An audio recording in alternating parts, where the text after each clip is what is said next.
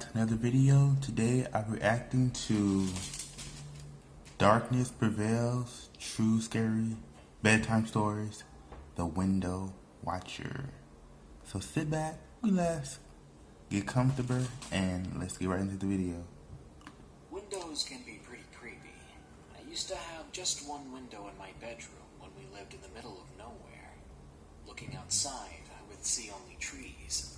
But at night, I would hear animals moving around in the brush, just outside the walls, inches from me. Well, one person experienced something even more terrifying. Something who watched through their window. Joshua G. shares their story of the Window Watcher, giving us all good reasons to avoid our windows after dark. This took place from what I can remember 10 years ago. I was living in Wales at the time, and behind my house was a massive field, which you could walk to. It would lead you to the doctors and the church. At night, the field used to give me the creeps, as it would always be reflected in the dark as something you would see in a horror film. Like the water glowing in the moonlight, and the darkness casted over the field.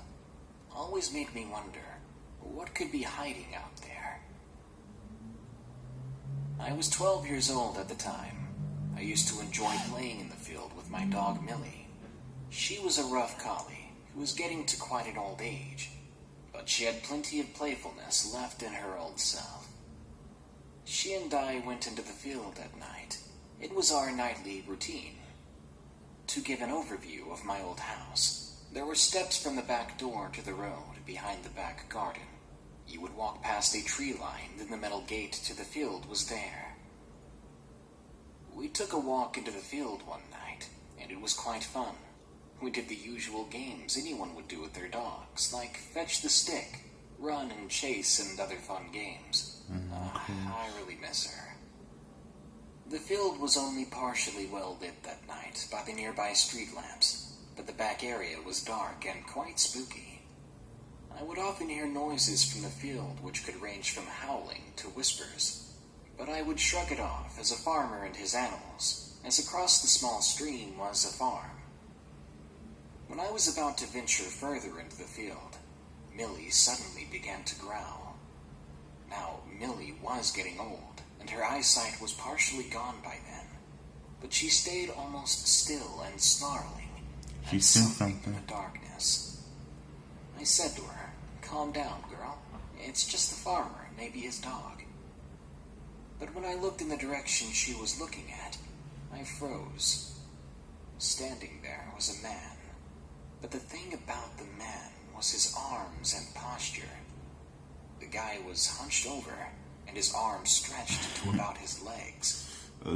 I shouted out to him, "Hello? My dog means you no harm, I apologize. She's just not used to seeing anybody at this time of night." The guy muttered back to me part of it, saying under his breath, "Means no harm." Panic began to set in. I tried to play it off as me overreacting, but when the man changed, he was no longer a man. I saw parts of him tearing and breaking into different shapes. He fell down on his arms, and his back leg stretched up past his back. The human silhouette I was looking at was now gone, and replaced with something that resembled only vaguely a wolf. Then it screeched, forcing my hands quickly up to my ears to protect them from the awful noise. Then it jumped at us. I began to run with Millie in tow. We got over the fence with me lifting Millie over, who was very big, but not impossible to lift. I ran back through my garden, locked the gate, and ran up the stairs. I looked back from the top, and the thing was there partially illuminated in the light. I could see it staring at me, and then it ran back into the field. My dad heard the commotion and ran to the kitchen, asking me what was wrong. I told him, and he just told me that I was seeing things and to go to bed. I listened to him, and that night was full of creepy events. The first was around midnight. I'm not gonna lie, this I was story thirsty, sounds down maybe for a like glass of water. As I headed down to the kitchen, I heard a tapping at the back door. At first, I heard my dad's voice asking me to let him in, as he had forgotten his keys. I thought, wait a minute, my mom and dad would be asleep right now, in the room across from mine. I crept back through the lounge and back up the stairs to my room, then looked out my bedroom window, which overlooked my back garden, including the back door. I looked and there was the same man from the field before, but he was looking at me, and I quickly closed my window and drew my curtains. The man had a crooked mouth and eyes that glowed yellow from the street lamps. I hid under my covers, and eventually, maybe after a couple of hours, fell asleep. The second event happened the next night. I was in bed early after a long day of school, as well as multiple chores around the house, including walking the dog and shopping down at the local grocery. I fell asleep, but around 1 in the morning, I woke up and decided to play some PS2. I believe I was playing Resident Evil 4 and was enjoying the game when I muttered under my breath, just a zombie. Then I heard a voice trying to mimic what I had said. Just a zombie. I paused my game and was shaking as I noticed that that was the same voice from the previous night. I looked outside the window, and it was there again. The man or not-so-man thing. I could see its silhouette peeking in through my window, and it stayed there until it moved an hour later, and I was able to get some sleep. Finally, the last event occurred when I was at home on my own.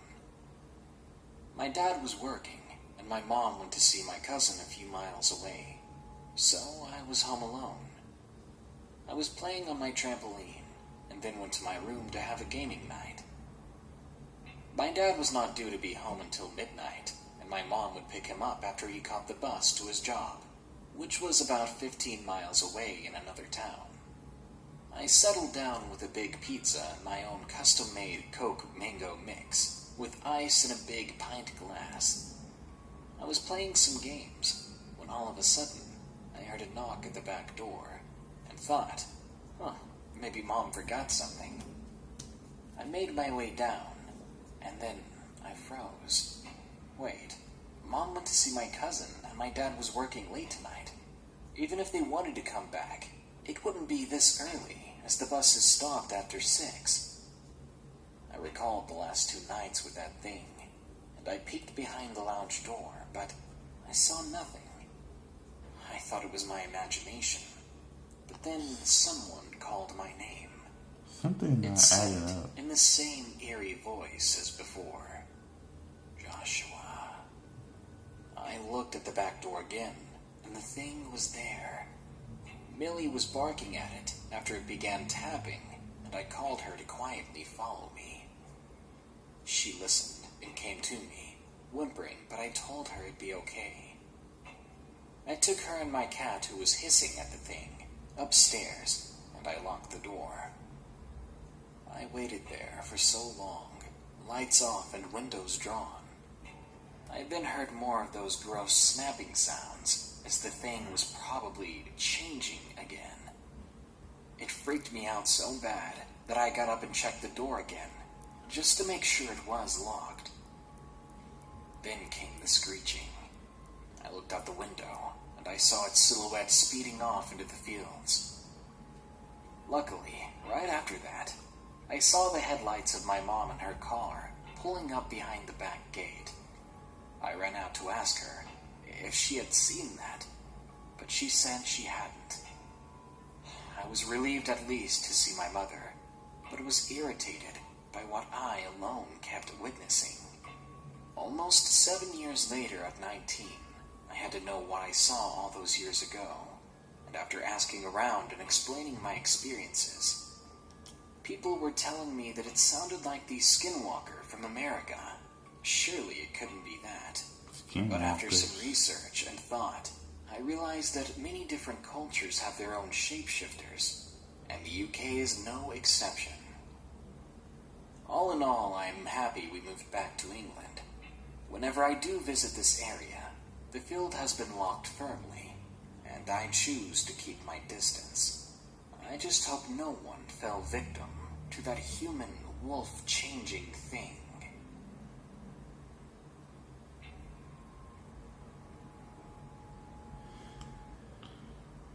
Well, okay.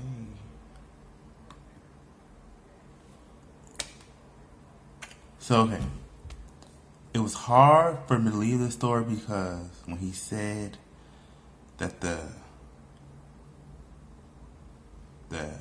creature was like forming, all of this slouched down, it was hard for me, like, this is not real. I don't know too much about skinwalkers, but I don't know what to believe.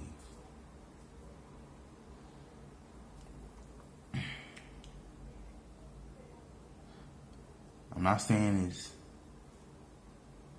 real. I'm not saying it's fake. I just don't know. Cause I'm just finding out about skinwalkers.